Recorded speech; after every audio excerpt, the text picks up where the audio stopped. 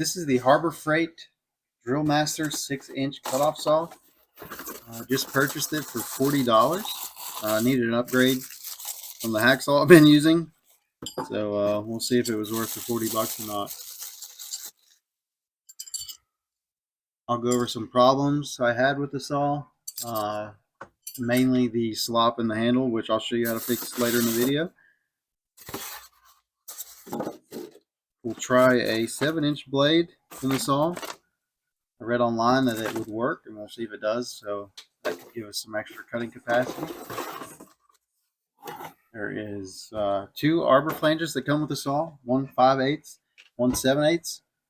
So you can use 2 different diameter blades with the saw, which is nice.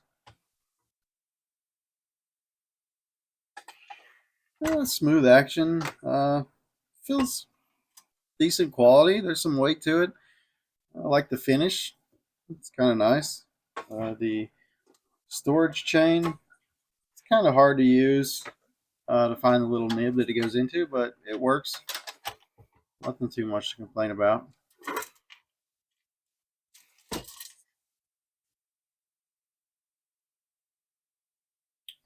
You can see almost from here, the miter gauge is set to 0, but it's clearly not 0. So I'll show you how to fix that.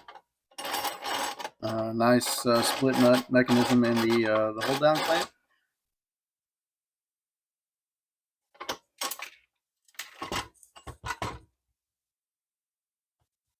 A lot of slop in the handle, which is one of the biggest problems with this saw, and I'll show you how to fix that. Nice clicky handle.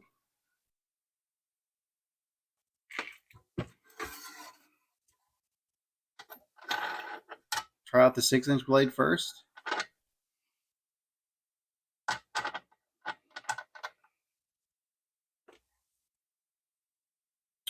The biggest problem I have with this saw is using the wrench to find the hold down nut to tighten the blade. It's really hard to find, and it takes forever to tighten and loosen the blade.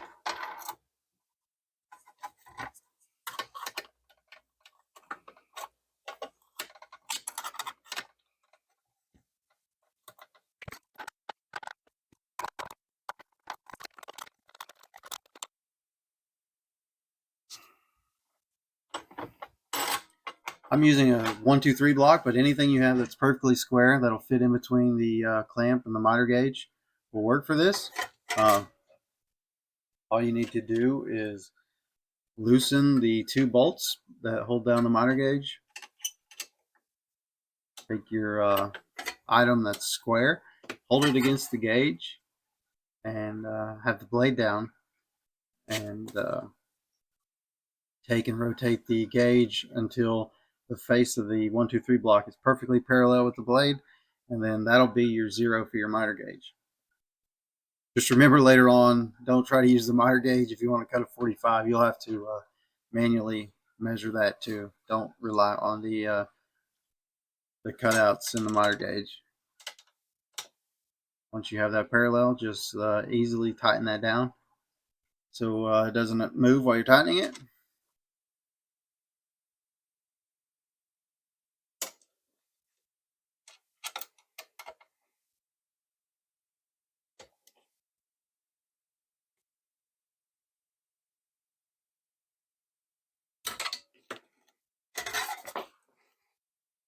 Once you get it tightened up, pull the blade down again and make sure it didn't move while you adjusted it, and it should be ready to cut.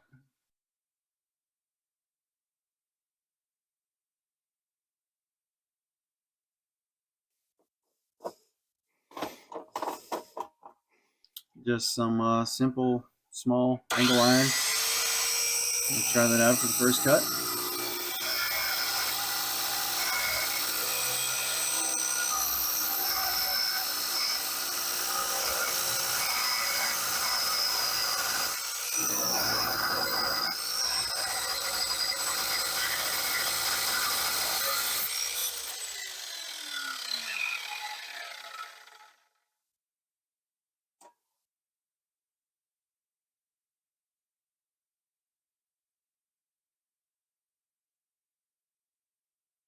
Nice square cut, nice finish. nothing to complain about. It works much better than using the hacksaw that I was using every project I did. Just some trying out some linear rod. This is impossible to cut with a hacksaw, so definitely come in handy when I'm doing projects with this.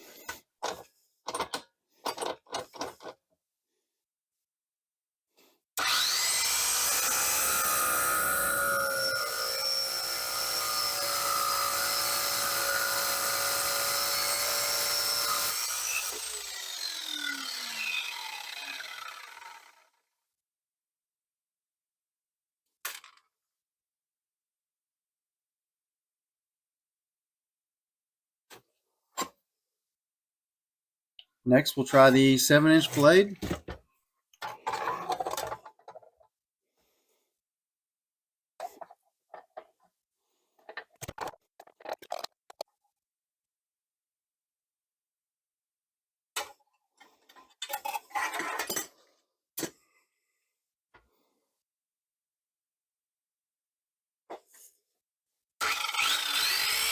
Make sure it doesn't hit the housing.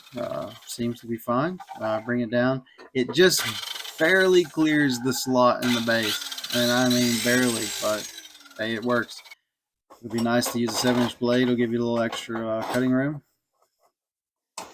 Just do another practice cut. Make sure it'll swing the blade.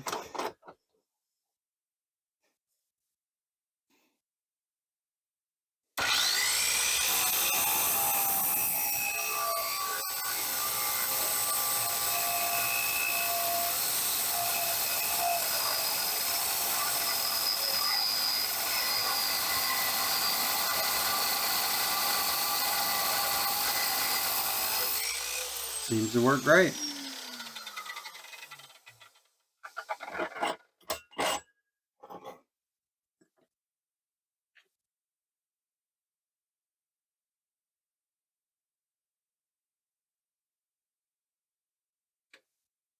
All right, so here's where I try to fix the slop. Figured I could just tighten the bolts and that would work, but it didn't. I even tried to put a washer on the outside of the bolt. That didn't work.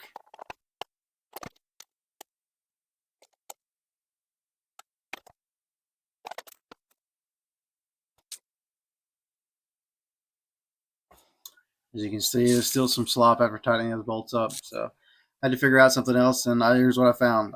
Just take a washer and put the washer in between the flange and the nut. Kind of hard to get in there. I think there must have been some burrs or something, but wedge that in there. Once you get it, tighten everything back up, and that really seemed to work great.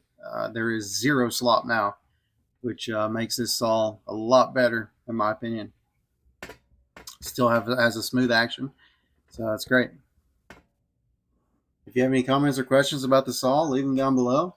Please like and subscribe. I have a lot of cool projects planned and would love to share them with you. Thanks for watching.